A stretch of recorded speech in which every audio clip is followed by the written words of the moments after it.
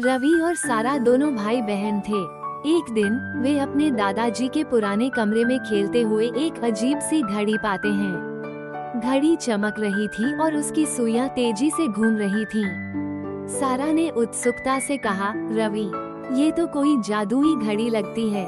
रवि ने मजाक में घड़ी के बटन को घुमाया। अचानक जोर से हवा चली और दोनों एक चमकदार रोशनी में घिर गए। जब रोशनी धीमी हुई तो वे खुद को एक बड़े जंगल में खड़ा पाए। यहाँ हम कहाँ आ गए? सारा ने हैरानी से पूछा।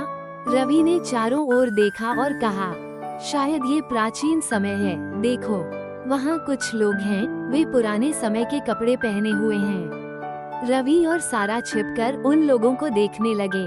वे लोग राजा के सैनिक थे और किसी खास खजाने की बात कर रहे थे। खजाना? क्या हमें उसे ढूंढना चाहिए? सारा ने उत्साहित होकर कहा, बिल्कुल, लेकिन हमें ध्यान से काम लेना होगा, रवि ने कहा। दोनों भाई बहन चुपचाप सैनिकों का पीछा करने लगे। थोड़ी देर बाद वे एक पुरानी गुफा में पहुँचे, जहाँ सैनिक खजाने की खोज कर रहे थे।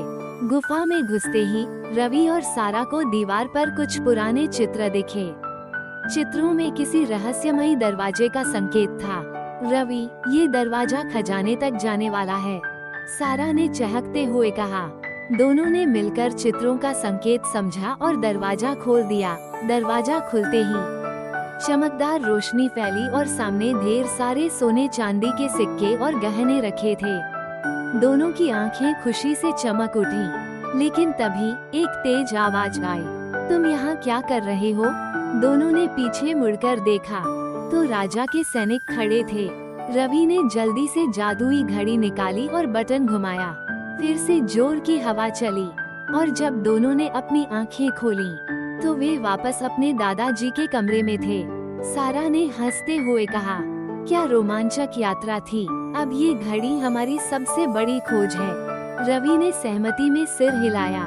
लेकिन अगली बार हमें और भी ध्यान से जाना होगा। दोनों भाई बहन ने घड़ी को छिपा दिया ताकि अगली बार फिर से एक नया रोमांचक सफर कर सके।